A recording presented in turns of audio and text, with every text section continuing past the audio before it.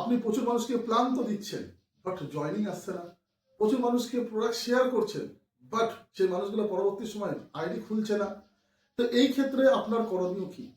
তো আজকের এই ভিডিওটা পুরোটাই কিন্তু একদম নিউ মেম্বার যারা আজকে ডাইরেক্ট সেলিং মার্কেটিং এ বা অ্যালটোস বিজনেসে যারা জয়েন করেছেন, তারা কিভাবে তাদের বিজনেসকে বাড়াবেন বা জয়নিং বাড়াবেন, ডেভেলপমেন্ট করবেন তার জন্য। তো সবার প্রথম আপনার এই প্রবলেমের সলিউশনের জন্য দরকার একটা রাইট স্টার্ট আপ। আপনাকে সুন্দর একটা রাইট স্টার্ট আপ করতে হবে এই বিজনেসে। আমাদের রাইট স্টার্ট আপের মধ্যে প্রথমেই পড়ে হচ্ছে লিস্ট বিল্ডিং। আপনি এমন একটি লিস্ট তৈরি করার ম্যাজিক শিখে যাবেন যে লিস্টের মধ্যে আপনি কিন্তু প্রচুর মানুষকে জুড়তে পারবেন। সবার প্রথম আমাদের লিস্ট তিন প্রকার। একটাকে হট লিস্ট বলি আমরা, ওয়ার্ম লিস্ট বলি, আর কোল্ড লিস্ট বলি। আপনার যারা চেনা আত্মীয় স্বজন বন্ধু বান্ধব আছে এদেরকে একটা হট লিস্টে রাখুন। তাদের থেকে যে কনফারেন্স বা রেফারেন্স গুলো পাবেন তাদেরকে আপনি রাখেন ওয়ার্ম লিস্টে। আর সোশ্যাল মিডিয়া অচেনা লোকদের সাথে যখন কন্ট্যাক্ট হবে এটাকে রাখুন কোল্ড লিস্টে। একটা কথা মাথায় রাখবেন যে এই বিজনেস কিন্তু চেনা লোকরা আপনার সাথে জুড়বে না, বা চেনা লোকরা আপনাকে বিজনেস বড় জায়গায় নিয়েও যাবে না। বাট চেনা লোকদের কাছে গিয়ে আপনি প্রথমে যে প্রোডাক্ট নিয়ে কথা বলবেন, প্ল্যান নিয়ে কথা বলবেন, এতে আপনার কিন্তু নলেজটা বাড়বে। কারণ নলেজ শুধু শিখে বাড়ে না, নলেজ কিন্তু শেয়ার করলেও নলেজ বাড়ে। কারণ আমাদের বিজনেসের প্র্যাকটিক্যাল নলেজটা খুব দরকার।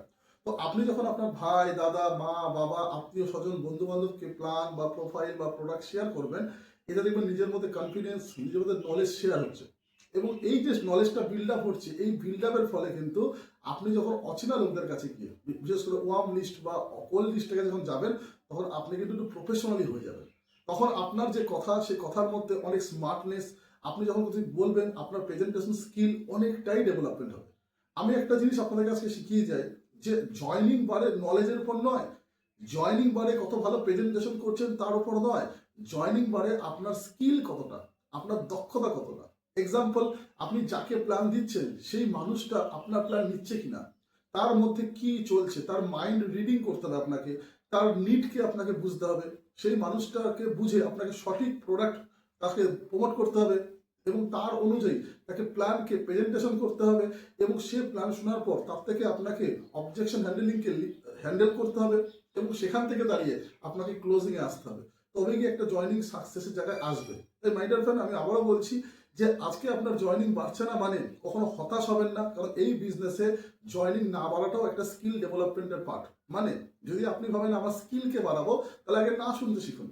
কারণ আজকে অনেকে কি করে, আমার জয়নিং বাড়ছে না, তার অভিজ্ঞতা আছে, এক্সপিরিয়েন্স আছে, বাট আজকে তার নলেজ আছে কিন্তু তার মধ্যে কিন্তু কোনো স্কিল ডেভেলপমেন্ট নেই। আর স্কিল কখনো শিখে আসে না, স্কিল কখনো কোনো এডুকেশন নিয়ে হয় না। স্কিল হয় কিসের উপর?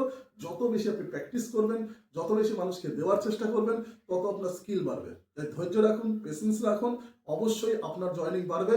এবং শুধু ধৈর্য রেখে বসে থাকলে হবে না, তার জন্য রেগুলার মানুষকে প্ল্যান, মানুষকে product share, company profile share regular করুন, এতে সাকসেস আসবে। Thank you so much. নমস্কার। জয় অ্যালটোস।